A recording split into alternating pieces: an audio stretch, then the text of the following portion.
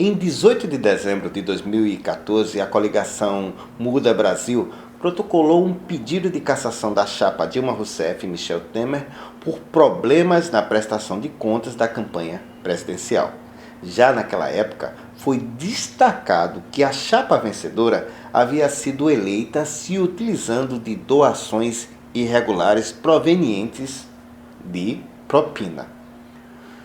Dias Toffoli, presidente do TSE, afirmava no discurso da diplomação de presidente e vice que não haveria terceiro turno e que as eleições de 2014 eram uma página virada. Aliás, em fevereiro de 2015, a ministra do TSE, Maria Tereza de Assis Moura, havia determinado o arquivamento do processo por falta de provas. Mas, por conta de recurso da coligação Muda Brasil, o tema está sendo votado pelo Pleno e a Corte deve decidir em dar prosseguimento à ação. Daí vocês que acreditam que as decisões do Judiciário são técnicas baseadas na mais perfeita hermenêutica jurídica, irão perceber que magistrados também têm viés político-ideológico a defender. Quem tem acompanhado os debates recentes no TSE pode perceber que eles têm sido quentes, apimentados, a ponto desse debate técnico-jurídico envergonhar a mais bailista das lavadeiras. Gilmar Mendes, Dias Toffoli e João Otávio de Noronha tendem hoje a votar contra o governo. Aliás, o ministro Gilmar tem atuado no lado político da coisa, sendo protagonista da ideia de cassação. Luciana Lócio e Maria Tereza Assis Moura tendem a votar a favor do governo. Henrique Neves era contado como voto certo a favor do governo, mas esse mesmo governo foi pego de calças curtas, pois mesmo com o pedido de vistas da ministra Luciana Lócio, Henrique antecipou o voto no que concerne a autorizar o processo de cassação.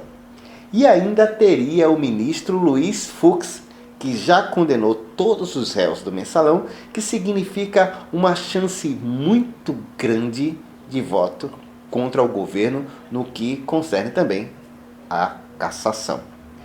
Luiz Fux, que foi indicado por Dilma para o STF, está lá no TSE exatamente por conta disso, seria o infiel da balança.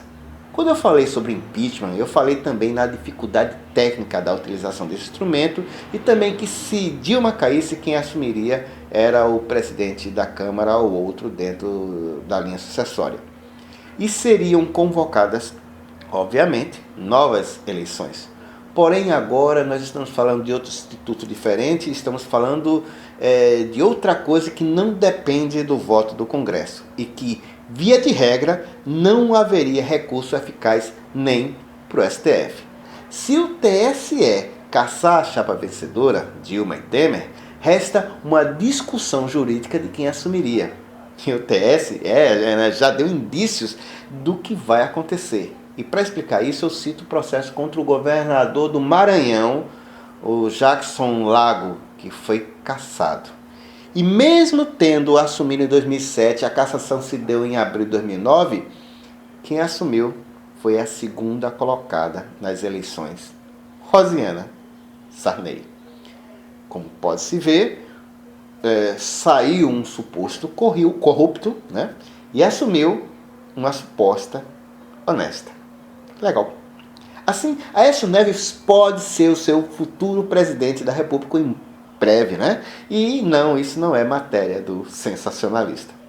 O processo de cassação é algo que deveria ter um rigor jurídico, seriam necessárias provas robustas contra Dilma e Temer. Não basta provar que existia a corrupção dos partidos, mas que eles, candidatos, tinham conhecimento das irregularidades e aprovaram as mesmas. O curioso disso tudo é que a coligação que agora representa contra a presidente e seu vice também recebeu quantias similares como doações das mesmas fontes que eles acusam de dar propina para eleger a presidente.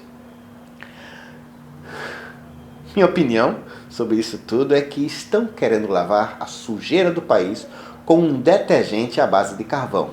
Não, não estamos passando o país a limpo. Estamos sim legitimando a corrupção de uns em detrimento da corrupção de outros. O mais grave disso tudo é que dessa vez a imprensa se envolveu de uma maneira clara no lado que ela defende. Mas a imprensa, ela sempre teve lado. Ela sempre vai ter lado. O que não dizer de Jean Paul Marat, cujas opiniões eram determinantes para decidir quem deveria ou não morrer na Revolução Francesa.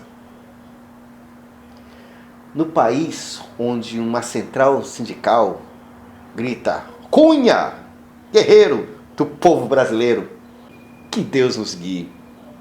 Tomara que esse Deus exista. No mais, valeu!